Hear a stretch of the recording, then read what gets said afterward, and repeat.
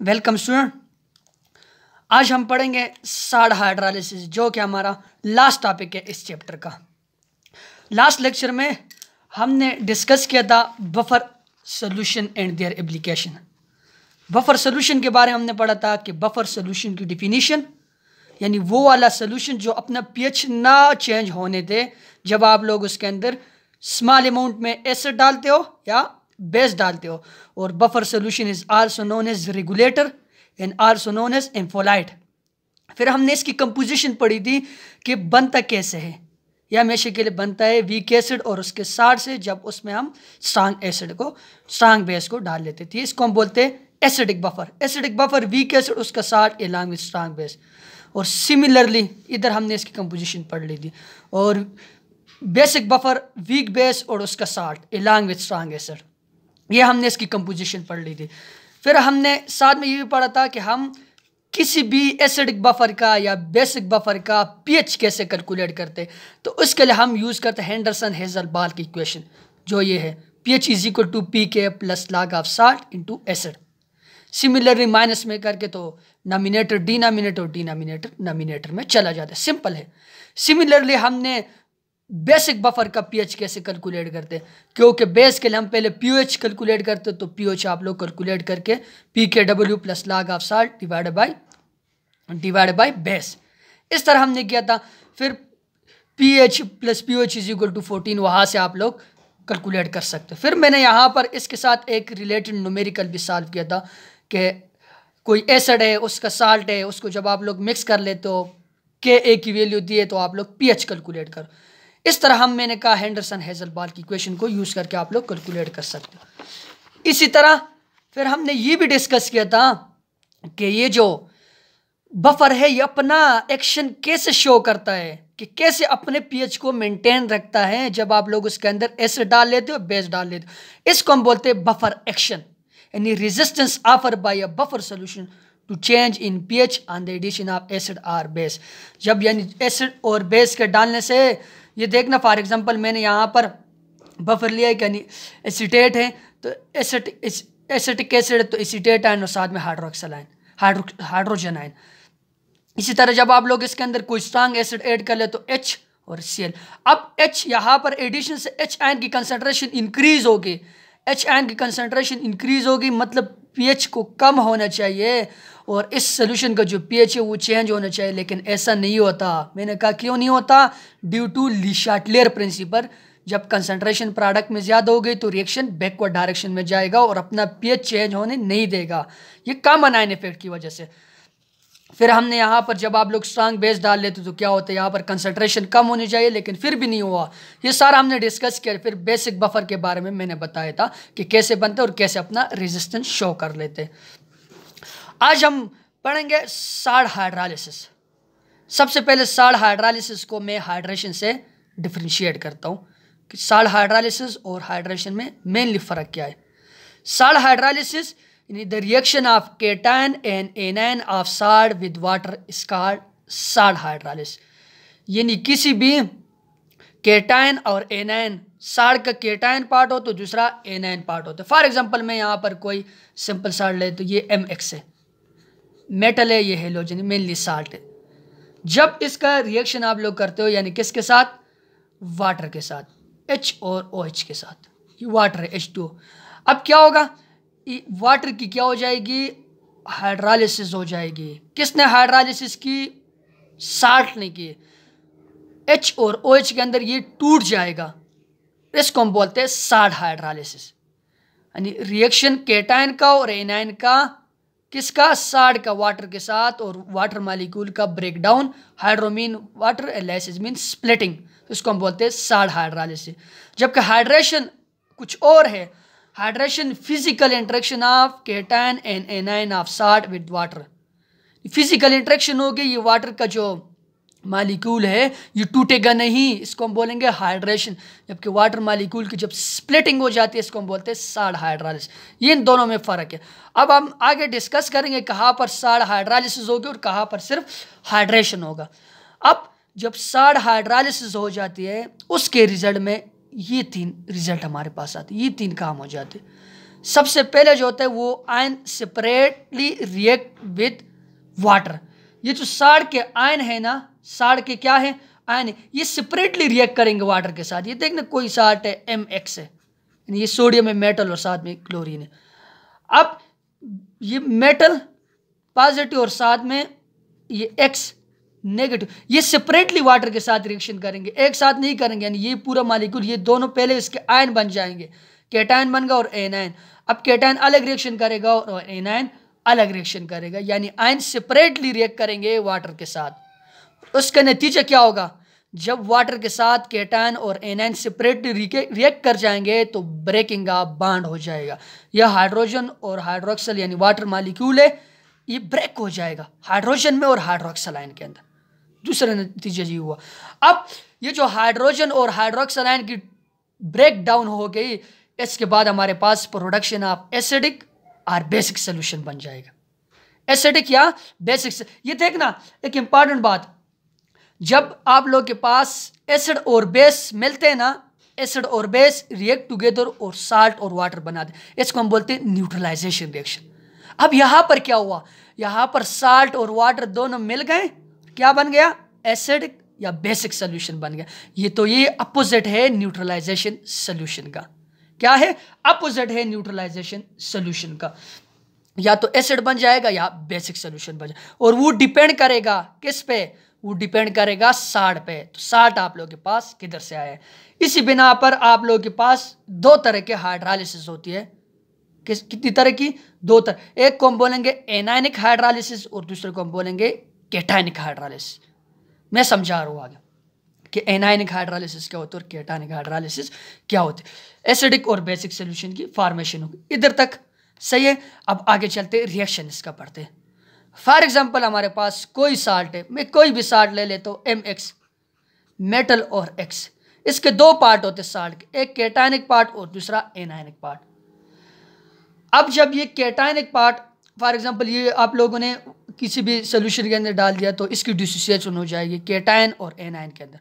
अब इसका cationic part जब वाटर के साथ रिएक्ट करेगा, किसके साथ, वाटर के साथ। देखना वाटर की भी फर्दर दो, ये एनायन है, नेगेटिव चार्ज, उसके ऊपर पॉजिटिव चार्ज। अब पॉजिटिव और नेगेटिव के साथ रिएक्ट करके आप लोग के पास MOH यानी MOH इस तरह के प्रोडक्ट की फॉर्मेशन हो जाएगी। ये मेटल इस हाइड्रोक्सल आयन के साथ मिल जाएगा और साथ पे H बन जाएगा। सिमिलर मैनर में इसका जो ये एनायनिक पार्ट है साल्ट का, ये कैटायनिक पार्ट था और ये कौन सा पार्ट है, एनायनिक पार्ट। अब एनायनिक पार्ट जब वाटर के साथ रिएक्ट करेगा तो एनायन किसके साथ मिलेगा, वाटर के कैटायन के साथ।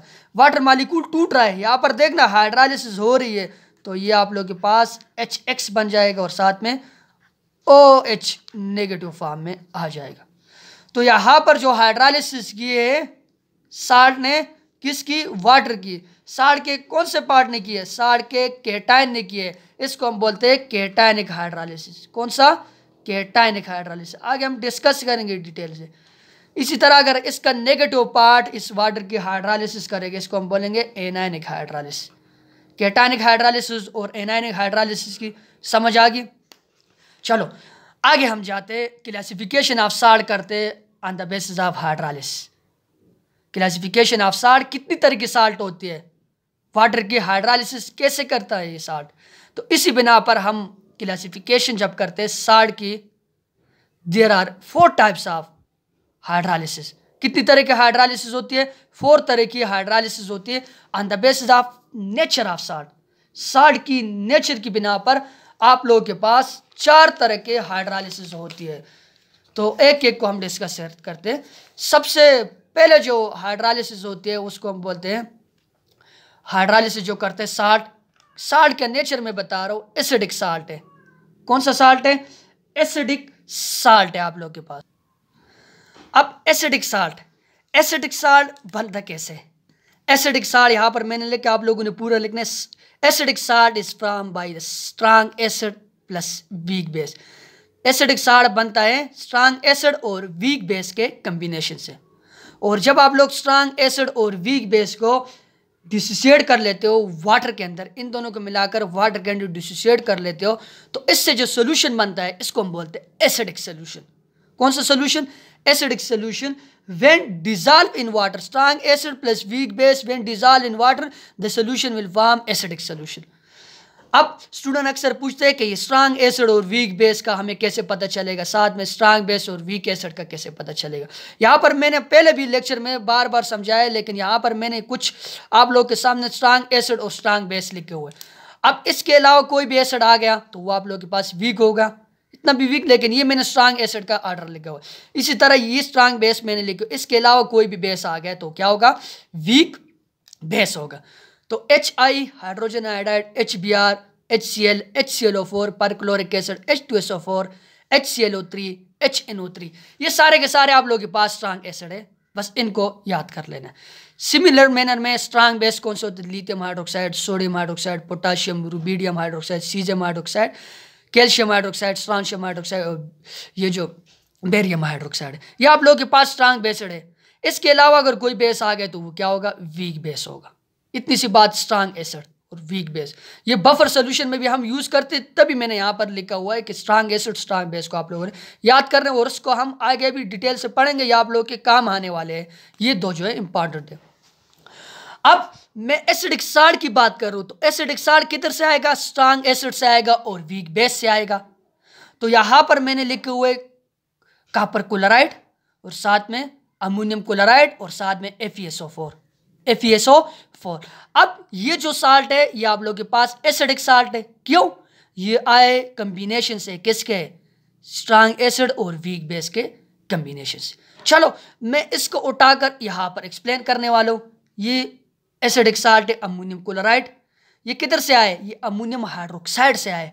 अमोनियम हाइड्रोक्साइड इस लाइन में किसी जगह पे अमोनिया लिखा हुआ है, एनायन है उसका ना, लेकिन कैटायन है यहाँ पर नहीं है, तो ये वीक बेस है। कौन सा बेस है, वीक बेस। साथ में HCl is a strong acid. कौन सा एसिड है, यहाँ पर ये पड़ा हुआ है स्ट्रांग एसिड। अब जैसे आप लोग इसको डिसाइड कर लेते तो ये आप लोग के पास बन जाता है अमोनियम आयन NH4 पॉजिटिव और साथ में हाइड्रोक्सिल आयन। इसकी जब आप लोग डिसोसिएशन कर लेते हो, हाइड्रोलाइसिस कर लेते, देखना NH4 पॉजिटिव और साथ में OH नेगेटिव। अब बातों को गौर से सुनना, हाइड्रोलाइसिस होगी, वीक बेस है तो ये स्ट्रांग एसिड है तो कंप्लीट हाइड्रोलाइसिस, इसकी H पॉजिटिव और साथ में Cl नेगेटिव। अब जो मैं बात बताने वाला हूं ना उसको समझना। लास्ट लेक्चर में भी हमने पढ़ा था conjugate acid and conjugate base. जब कभी भी ये देखना, ये NH4 पॉजिटिव, ये क्या है, NH4 पॉजिटिव रिवर्स डायरेक्शन में आप लोगों के पास स्ट्रांग कंजुगेट एसिड है। स्ट्रांग कंजुगेट एसिड वो होते हैं किसी भी वीक बेस का जो पॉजिटिव पार्ट होते हैं वो स्ट्रांग कंजुगेट एसिड होते हैं, सिमिलर मैनर में किसी भी स्ट्रांग एसिड का पढ़ा है हमने नेगेटिव पार्ट को, स्ट्रांग एसिड का नेगेटिव पार्ट ये क्या होते हैं, वीक कंजुगेट बेस होता है, और ये स्ट्रांग कंजुगेट एसिड है क्योंकि बेस से जो आने वाले वीक बेस से जो कैटायन होते हैं वो स्ट्रांग कंजुगेट एसिड होते हैं। इसी तरह स्ट्रांग एसिड का जो एनायन होता है वो वीक कंजुगेट बेस होता है। हमने ब्रांसन लोरी कंसेप्ट में डिटेल से पढ़ा है। अब जब ये स्ट्रांग कंजुगेट एसिड है ना, तो स्ट्रांग कंजुगेट एसिड आप लोग के पास क्या होगा, हाइड्रोलाइज होगा। गौर से सुनना, ये स्ट्रांग है तो ये हाइड्रोलाइज हो जाएगा, और दूसरी तरह ये वीक कंजुगेट बेस है ना, तो ये वीक है तो ये नॉट हाइड्रोलाइज ही नहीं होगा। जब आप लोग इसको वाटर के अंदर डालोगे ना, ये HCl का, तो इसका जो नेगेटिव पार्ट है ये Cl है, ये हाइड्रोलाइज नहीं होगा, जबकि ये NH4 अमोनियम आयन हाइड्रोलाइज होगा। क्यों, स्ट्रांग कंजुगेट क्या है, स्ट्रांग कंजुगेट एसिड है। तो चलो मैं इसको वाटर के अंदर डाल देता हूं, देखना NH4 को मैं लेता हूं, NH4 को पॉजिटिव, इसको जब मैं वाटर के अंदर डालता हूं तो ये वाटर को क्या कर लेगा, हाइड्रोलाइज कर लेगा। अब देखना हाइड्रोलाइज कर लेगा NH3 और साथ में H2H3O बन जाएगा, NH3 और H3O बन जाएगा, इसके formation H3O positive hydronium ion बन जाएगा। अब देखना, अब ये जो NH3 है ना, NH3 ये इस लाइन में किसी जगह पे है तो ये स्ट्रांग बेस नहीं है, ये वीक बेस है। जबकि H3O ये आप लोग के पास क्या होता है, स्ट्रांग एसिड होता है। H पॉजिटिव हाइड्रोनियम आयन बहुत ज़्यादा स्ट्रांग एसिड होता है, ये वीक बेस है। कौन सी बेस है, वीक बेस, और ये आप लोग के पास स्ट्रांग एसिड है। तो देखना ये जो हाइड्रोलिसिस के बाद जो कंपाउंड बन गया ये केटायन हो गया है। तो केटायन ने हाइड्रोलिसिस की, यहाँ पर हाइड्रोलिसिस किसने की, NH4 पॉजिटिव, ये केटायन है। केटायन ने हाइड्रोलिसिस की, जब एनायन ने हाइड्रोलिसिस नहीं किए। तो ये जो मैं कह रहा हूँ कि एसिडिक साल्ट की जो हाइड्रोलिसिस होती है, एमसीक्यूज में आप लोगों से पूछे जा सकते हैं, ये केटायनिक हाइड्रोलिसिस है। किसने हाइड्रोलिसिस किए, केटायन ने किए। किसने किए, केटायन ने किए। और जो सोल्यूशन आप लोगों के पास बन गया, स्ट्रांग एसिड और वीक बेस बन गया, तो हम स्ट्रांग को प्रियोरिटी देते हैं। इस सोल्यूशन को हम क्या बोलते हैं, एसिडिक सोल्यूशन। स्टार्ट में मैंने बोला है कि सोल्यूशन कौन सा है, एसिडिक सोल्यूशन है आप लोगों के पास। इसी तरह दूसरा जो साल्ट है, एसिडिक साल्ट की समझ आ गई, स्ट्रांग एसिड और वीक बेस के कॉम्बिनेशन से है, सोल्यूशन एसिडिक है। क्यों, एसिड स्ट्रांग है। आखिर में आप लोगों ने आयनाइजेशन जो की है, डिसोसिएशन, उसकी फॉर्मेशन के बाद H3O बन गया जो स्ट्रांग एसिड है और वीक बेस। और हाइड्रोलिसिस का नाम क्या है, केटायनिक हाइड्रोलिसिस, इंपॉर्टेंट। इसी तरह बेसिक साल्ट, बेसिक साल्ट क्या होता है, the salt which is form by the combination of strong based and weak acid. ये जो साल्ट बनेगा ये स्ट्रांग बेस से बनेगा और किससे, वीक एसिड से। और जब आप लोग वाटर के अंदर डालोगे तो सोल्यूशन जो बन जाएगा उसको हम क्या बोलेंगे, basic solution. For example lithium cyanide मैंने लिया और साथ में सोडियम एसीटेट, सोडियम एसीटेट। अब देखना यहां पर ये फॉर एग्जांपल मैं इस साल्ट को ले ले तो ये बेसिक साल्ट है, सोडियम एसीटेट, एसीटेट आयन और साथ में सोडियम आयन के अंदर ये डिसोसिएट हो जाते हैं। अब बेसिक साल्ट तो स्ट्रांग बेस और वीक एसिड के कॉम्बिनेशन से आता है। फॉर एग्जांपल मैं यहाँ पर इसको लिख लेता हूँ, सोडियम एसीटेट को, आया किधर से, वीक एसिड है ये, और ये क्या है, स्ट्रांग बेस है। इतनी बात तो समझ में आ गई। अब जब इसकी डिसोसिएशन होती है तो डिसोसिएशन सिमिलर मैनर में इस तरह डिसोसिएशन करनी है जैसे मैंने स्टार्ट में कहा है, इस तरह की डिसोसिएशन करनी है, जनरल सा इंट्रोडक्शन। और यहाँ पर हम अभी एक एक एग्जाम्पल से एक्सप्लेन करने वाले। चलो इसकी डिसोसिएशन मैं करता हूँ। ये इसकी जो डिसोसिएशन है वो बन जाएगा CH3COO नेगेटिव एसीटेट आयन और साथ में हाइड्रोजन आयन, साथ में हाइड्रोजन है H पॉजिटिव। सिमिलर मैनर में इसकी जो डिसोसिएशन होती है वो Na पॉजिटिव और साथ में OH नेगेटिव। अब वही बात, अब ये जो नेगेटिव पार्ट है ना, नेगेटिव, ये वाला नेगेटिव पार्ट ये किधर से आया है, ये आया है आप लोगों के पास वीक एसिड से। किससे, वीक एसिड से ये आया हुआ है।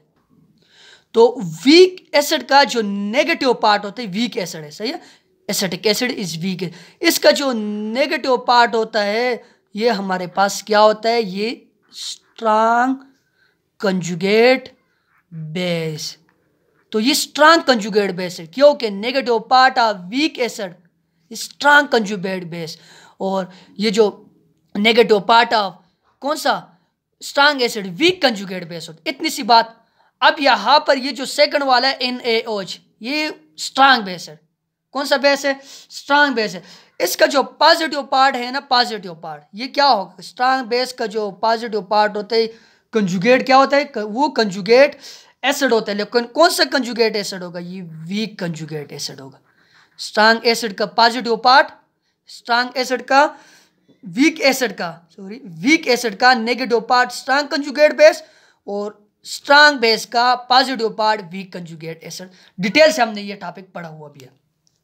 अब ये जो स्ट्रांग कंजुगेट बेस है इसको जब आप लोग वाटर के अंदर डालोगे, वाटर के अंदर, तो ये हाइड्रोलिसिस होगी, हाइड्रोलिसिस होगी, हाइड्रोलिसिस। लेकिन जब आप लोग इस वीक कंजुगेट एसिड के ये पॉजिटिव पार्ट को डालते हो तो ये नॉट हाइड्रोलिसिस, हाइड्रोलिसिस नहीं होगी। इतनी सी बात। यानी कौन सा पार्ट करेगा ये मैं बार बार बता रहा हूँ, ये बेसिक साल्ट क्यों है, क्योंकि हाइड्रोलिसिस के बाद हम देखते हैं। अब इसके जो नेगेटिव पार्ट को ना, किसको, नेगेटिव पार्ट को जब मैं वाटर के अंदर डालता हूँ, हाइड्रोलिसिस में जब इसकी करता हूँ, तो हाइड्रोलिसिस के बाद ये CH3COOH ये बन जाता है। और साथ में OH नेगेटिव हो। अब बात पे गौर करना, सबसे पहले जो हाइड्रोलाइसिस किए वो किसने किए? नेगेटिव पार्ट ने किया, पॉजिटिव पार्ट ने किए? नेगेटिव पार्ट ने किए। तो बेसिक साल्ट की जो हाइड्रोलाइसिस होती है इसको हम बोलते हैं एनायनिक हाइड्रोलाइसिस। कौन सा hydrolysis? Anionic hydrolysis, cationic hydrolysis. इतनी सी बात। अब इसको बेसिक साल्ट क्यों बोलते हैं? मैंने कहा ये वीक एसिड और स्ट्रांग बेस से आते हैं, लेकिन जब आप लोग इधर देखते हो, इनमें हमारे पास ये जो रिजल्ट आता है, ये एसीटेट आयन जो है ना, ये acetic acid, sorry acetic acid आप लोग के पास क्या है? वीक एसिड है। कौन सा एसिड है? Weak acid. जबकि ये OH नेगेटिव जो है ये क्या है? ये स्ट्रांग बेस है। तो बेस आप लोग सोल्यूशन में जो मेन चीज़ है वो स्ट्रांग बेस है। तो स्ट्रांग बेस की वजह से इसको हम क्या बोलते हैं? बेसिक साल्ट बोलते हैं। एसिडिक साल्ट और बेसिक साल्ट इंपॉर्टेंट में बुक के अंदर इतना डिटेल से नहीं लिखा हुआ है, मैं आप लोगों से रिएक्शन से समझा रहा हूँ। आगे देखते हैं कि अगला जो साल्ट है, मैंने कहा 4 तरह के साल्ट, एसिड और बेस को हमने पढ़ लिया, अगले को देख लेते हैं। अब ये वाला जो है थर्ड टाइप ऑफ साल्ट, ये salt of weak acid and weak base. वो वाला साल्ट जो वीक एसिड और वीक बेस से आया हो। अब तो ये आप लोगों के पास ना कैटायनिक हो सकते ना एनायनिक हो सकते, मतलब ये ना एसिडिक साल्ट हो सकता है ना बेसिक साल्ट। एसिडिक साल्ट के लिए स्ट्रांग को एसिड को स्ट्रांग होना लाजमी है, बेसिडिक साल्ट में बेस को स्ट्रांग होना लाजमी है। अब तो यहाँ पर salt of weak acid and weak base, जो एसिड है ना वो भी वीक है और बेस है वो भी वीक है। तो बन गए इससे अमोनियम एसीटेट। अमोनियम एसीटेट आप लोगों के पास साल्ट है जो वीक एसिड और वीक बेस के कम्बिनेशन से है। ये वाला साल्ट किसी की जगह पे आ गया, तो ये क्या कौन सा साल्ट है? ये कौन सा साल्ट है? ये वीक एसिड और वीक बेस के कम्बिनेशन से आया हुआ है। अब इसका जो सोल्यूशन है जब आप लोग वाटर के अंदर डालोगे तो ये तो ना एसिडिक होगा ना बेसिक होगा। क्यों नहीं होगा? एसिडिक और बेसिक का हमने पढ़ लिया। तो ये जो सोल्यूशन होगा ये 3 तरह का हो सकता है। It may be acidic, it may be basic and it may be neutral and it depend upon 2 things, Ka and Kb। ये डिपेंड करेगा value of K and Kb पे। ये एसिडिक हो सकता है, बेसिक हो सकता है और न्यूट्रल। ये किस पे डिपेंड कर रहा है? Ka और Kb के पे। Ka भी हमने पढ़ा है एसिडिक डिसोसिएशन कांस्टेंट और Kb भी बेस डिसोसिएशन कांस्टेंट। अब डिफरेंट तरह की कंडीशन होती है, मैं वो कंडीशन आप लोग को समझा रहा हूं। अगर Ka, इससे अक्सर MCQs आते हैं, Ka की वैल्यू ज़्यादा है, Kb की वैल्यू कम है, कौन सा साल्ट है?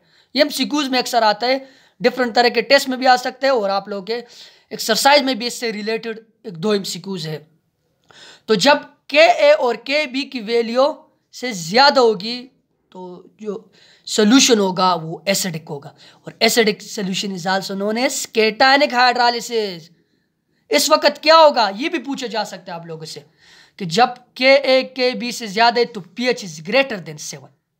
सिक्यूज में ये भी पूछा जा सकता है कि Ka लेस देन 7, pH जो है ना वो क्या है? ग्रेटर देन, यानी pH आप लोग के पास लेस देन 7, ये लेस देन का साइन है और ये ग्रेटर देन का साइन होता है। pH इज लेस देन 7, तो pH जब लेस देन 7 होगा तो हाइड्रोजन आयन की जो कंसंट्रेशन है वो ग्रेटर देन 10⁻⁻⁷। और तीसरी जो बात है वो हाइड्रोजन आयन की concentration greater than hydroxyl ion concentration. ये मैंने जर्नल से आप लोगों के लिए लिखवाया हुआ है।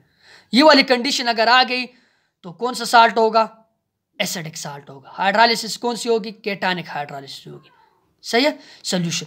इसी तरह दूसरी जो कंडीशन है, अगर Kb Ka से ज्यादा हो, इसको उलट कर लो, बेसिक सोल्यूशन होगा, एनायनिक हाइड्रोलाइसिस होगी। ये जो बातें मैंने लिखी इसको भी उलट कर लेना। हाइड्रोलाइसिस होगी जब ये 2 कंडीशन होगी, हाइड्रोलाइसिस होगी Ka और Kb जब एक दूसरे के इक्वल आ गए, K और Kb एक दूसरे के इक्वल है, तो उस वक्त ना एसिडिक सोल्यूशन होगा ना बेसिक सोल्यूशन होगा, उस वक्त न्यूट्रल होगा। कौन सा होगा? न्यूट्रल होगा। उस वक्त कोई भी हाइड्रोलाइसिस नहीं होगी। न्यूट्रल सोल्यूशन में हाइड्रोलाइसिस नहीं होती।